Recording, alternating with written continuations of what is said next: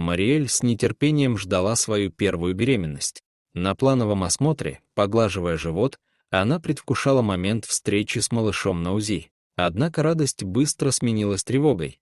Выражение лица врача изменилось, он натянуто улыбнулся и вышел. Вскоре появился доктор Кендрик. Он коротко сообщил, что Мариэль нужно срочно обследоваться у специалиста. Дома она пыталась сохранять спокойствие, убеждая мужа Люка, что это просто предосторожность. Но его глаза выдавали тревогу. Через несколько дней они оказались в другой клинике. Новый врач, доктор Роуэн, также молча покинула кабинет во время УЗИ. Потом появился доктор Хендерсон, который только передал номер телефона специалиста и вышел. Мариэль чувствовала, как нарастает страх. Последующие дни были полны обследований.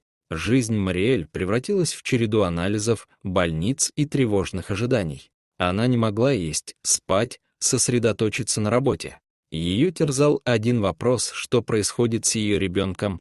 Когда, наконец, назначили прием у нужного специалиста, Мариэль почувствовала лишь краткое облегчение. Вместе с Люком они прибыли в кабинет доктора Шнайера. Осмотр проходил в гнетущей тишине, и вскоре врач сказал: «Мы должны немедленно отправить вас в больницу». У Мариэль потемнело в глазах. В палате с видом на город все происходящее казалось нереальным. Врачи приходили и уходили, говорили о редких состояниях и множественных консультациях. Люк был рядом, старался поддерживать, но даже его прикосновения были полны тревоги. Прошло несколько недель. Все ждали ответов. Наконец появился доктор Эванс. Он тщательно изучил историю, провел дополнительные эхокардиограммы и сообщил, что у Мариэль и ребенка наблюдаются сердечные нерегулярности. Он предложил возможные варианты хирургического вмешательства, и хотя они были рискованными, давали шанс. Эванс стал ключевой фигурой в борьбе за здоровье ребенка. Люк держался, общался с врачами, успокаивал семью. Мариэль хваталась за каждую положительную новость, стабилизацию ритма, движения малыша. Все это давало силы.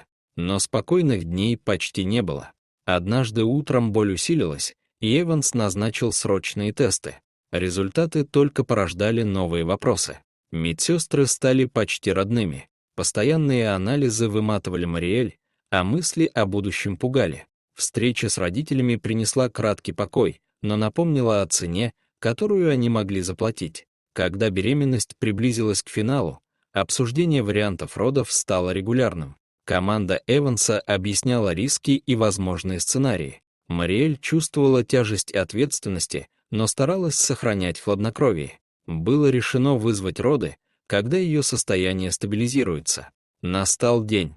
Мариэль перевели в родильную палату. Рядом был Люк. Схватки усиливались, но слова поддержки придавали сил. Она боролась изо всех сил. Наконец, раздался крик ребенка, а затем еще один. Это были близнецы.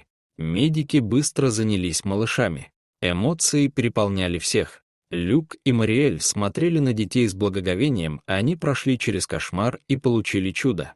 Страхи и боль остались позади. В последующие дни пара адаптировалась к новой жизни. Они вернулись домой, полные благодарности.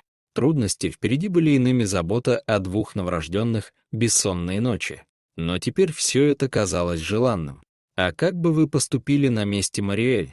Испытывали ли вы когда-нибудь недоверие к врачам или, наоборот, находили в них поддержку? Делитесь своими историями в комментариях. И если вам понравилась эта история, поставьте лайк и не забудьте подписаться на канал. Впереди еще много вдохновляющих рассказов.